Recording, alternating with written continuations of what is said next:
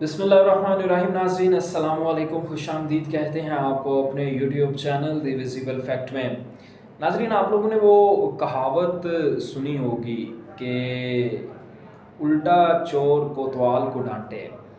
और इसके अलावा आप लोगों ने ये भी बहुत अक्सर दफ़ा ये भी सुना होगा कि दो लोग जो कि आपस में दोस्त थे या आपस में मिल के लोगों को धोखा दे के खाते थे या चोर थे, उनमें से एक ने तौबा की और ऑटोमेटिकली जो है वो दूसरा जो है उसको फंसा दिया, और दूसरे ने पहले के राज खोलना शुरू कर दिए, पहले ने दूसरे के राज खोलना शुरू कर दिए। ये हो रहा है अब नून लीग के साथ। कैसे? मिफ्ता इस्माइल साहब ने जनाब नून लीग के खिलाफ प्रेस कॉन्फ्रेंस कर दी है, पूरी एक लंबी चार्ज शीट बना के उन्होंने पेश कर दी है कि नून लीग वालों ने क्या क्या किया। शहबाज शरीफ, नवाज शरीफ, तारिक फजल चौधरी, इन तमाम, इसहाक डार, इन तमाम लोगों की जो है जन्म कुंडली और करप्शन की दास्तानें वो मिफ्ता इस्माइल साहब ने जो है वो खोल के रखती हैं प्रेस कॉन्फ्रेंस के अंदर। एक तो वो आपके साथ हम लोगों ने डिस्कस करनी है। दूसरा जनाब, इमरान खान की ज़मानत की 8 अपीलें मंजूर हो गई हैं सुप्रीम कोर्ट के अंदर।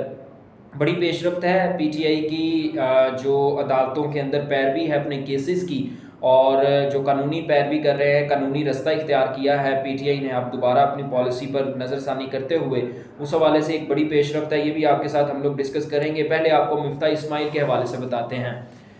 आपको आज से तकरीबन को 3-4 दिन पहले असम्बली के अंदर तारिक फजल चौधरी साहब जो हैं वो एक पेपरों का पलंदा लेके आते हैं और उसमें ये बताते हैं कि जनाब मिफ्ता इस्माइल साहब ने अरबों रुपए के जो सरकारी ठेके थे वो अपनी फैक्ट्रियों को दिए। अब उसके बाद रद्द अमल आता है। मिफ्ता इस्माइल साहब नदीम मलिक के शो में बैठ के बता देते हैं कि इसहाक डार के बेटे ने $100 मिलियन जो हैं वो क्रिप्टो में गंवाए हैं। जी हाँ, ये बात सच है। मिफ्ता इस्माइल ने इसी वजह से ये खबर दी थी क्योंकि उनके ऊपर इल्ज़ामात लगाए गए थे कि उन्होंने अरबों रुपए की करप्शन की है सरकारी खजाने में। जो सरकारी ठेके थे, जो सरकारी कॉन्ट्रैक्ट्स थे अरबों रुपए के, उन्होंने वो अपनी फैक्ट्रीज़ को, अपनी इंडस्ट्रीज़ को दिए थे। मिफ्ता इस्माइल साहब ने नदीम मलिक के शो में बैठ के ये खबर ब्रेक कर दी कि इसहाक डार के बेटे ने $100 मिलियन जो है वो क्रिप्टो में गंवाया है। उसके बाद मज़ीद वो रुके नहीं और दोबारा जो है आज उन्होंने प्रेस कॉन्फ्रेंस कर दी, और प्रेस कॉन्फ्रेंस के अंदर जनाब उन्होंने ये बात बता दी कि शहबाज शरीफ और शहबाज शरीफ की, सिर्फ उन्होंने शहबाज शरीफ की बात की है, नवाज शरीफ की बात उन्होंने बाद में की। उन्होंने कहा शहबाज शरीफ की 2 शुगर मिलने हैं।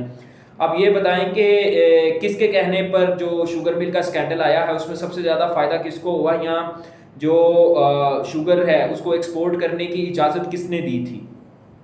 ये बड़े सवाल उन्होंने उठाए हैं इस हवाले से। अब मिफ्ता इस्माइल साहब जो हैं वो तकरीबन कोई 1.5-2 साल से नून लीग से अपनी राहें जुदा कर चुके हैं। मिफ्ता इस्माइल, शाहिद खाकान अब्बासी और मुस्तफ़ा नवाज़ खोखर, इन्होंने अपनी एक अलग जमात बना ली है। मिफ्ता इस्माइल निगरान हुकूमत में वज़ीर ख़जाना भी रह चुके हैं, लेकिन इनके वज़ीर ख़जाना होने पे जो है वो मरीम नवाज़ ने बहुत ज़्यादा तनकीद की थी, क्योंकि महंगाई कंट्रोल नहीं हो रही थी। तो मरीम नवाज़ उस वक्त लंदन में थी।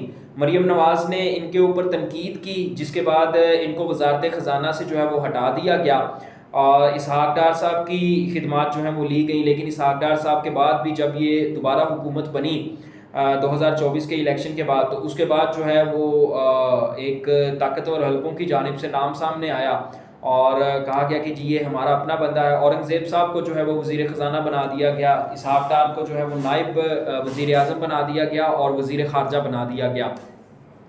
अब मिफ्ता इस्माइल जो हैं वो नून लीग का हिस्सा रहे हैं, काफ़ी अरसा नून लीग का हिस्सा रहे हैं, ना सिर्फ नून लीग का बल्कि इस हुकूमत का भी हिस्सा रहे हैं।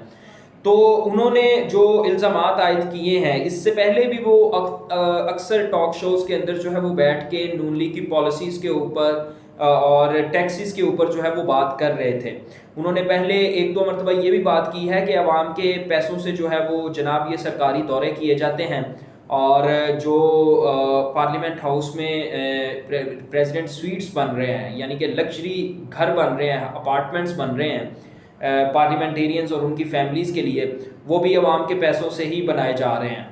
तो इसके अलावा अब जो है वो मिफ्ता इस्माइल साहब खुल के सामने आए हैं। उन्होंने एक तो ये कहा है कि शहबाज शरीफ की 2 शुगर मिले हैं اور چینی ایکسپورٹ کرنے کی وجہ سے سب سے زیادہ فائدہ جو ہے وہ انہی کو ہوا ہے۔ اس کے بعد انہوں نے ایک اور بات کی، انہوں نے کہا کہ طارق فضل چودھری حلف لیں اور حلف لے کے یہ بتائیں کہ کیا وہ فارم 47 کے ایم این اے نہیں ہیں۔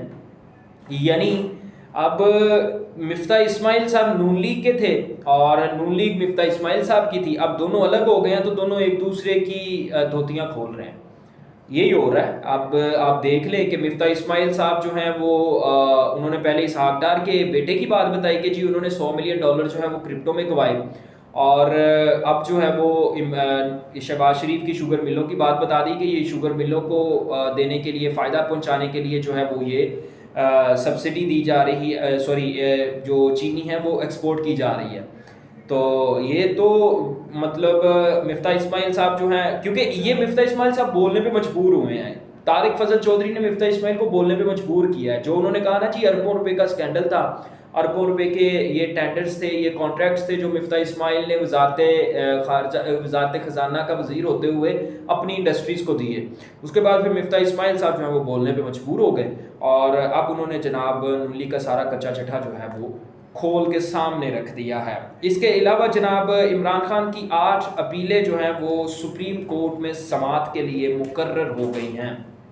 سپریم کورٹ سے پی ٹی آئی کے لیے اچھی خبر ہے، کیونکہ سپریم کورٹ، اسلام آباد ہائی کورٹ یا لاہور ہائی کورٹ، یہاں ان جگہوں سے جو ہے وہ پی ٹی آئی کے لیے کسی بھی قسم کی کوئی اچھی خبر نہیں آ رہی تھی۔ پی ٹی آئی کے لوگوں کو سزاؤں، پی ٹی آئی کے لوگوں کو نااہل کرنے اور پی ٹی آئی کے ایم این ایز کو جیلوں میں ڈالنے کے علاوہ یہاں سے کوئی خبر نہیں آ رہی تھی۔ یہ اپیلیں جو ہیں وہ 9 مئی کے مقدمات میں ہوئی ہیں، سماعت کے لیے مقرر۔ عمران خان کے اوپر 9 مئی کے مقدمات ہیں جن میں 8 اپیلیں جو ہیں وہ سماعت کے لیے مقرر کر دی ہیں۔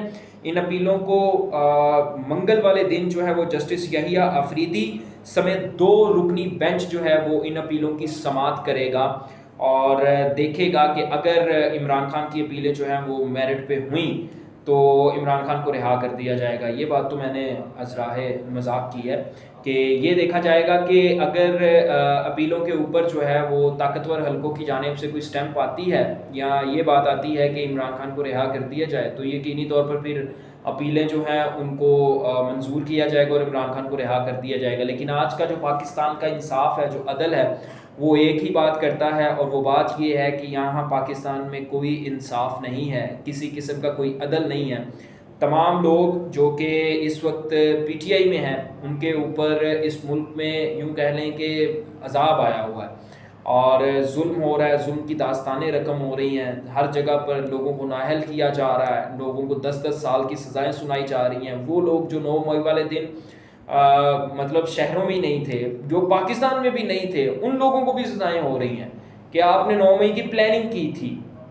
عمران خان 9 مئی والے دن جیل میں تھے، عمران خان 9 مئی والے دن جیل میں تھے، لیکن ان کے اوپر جو ہے وہ مقدمات بنا دیے گئے کہ انہوں نے احتجاج کروایا۔ اب تک کے لیے اتنا ہی، آپ سے ملاقات ہوگی اگلی ویڈیو میں۔ اللہ حافظ۔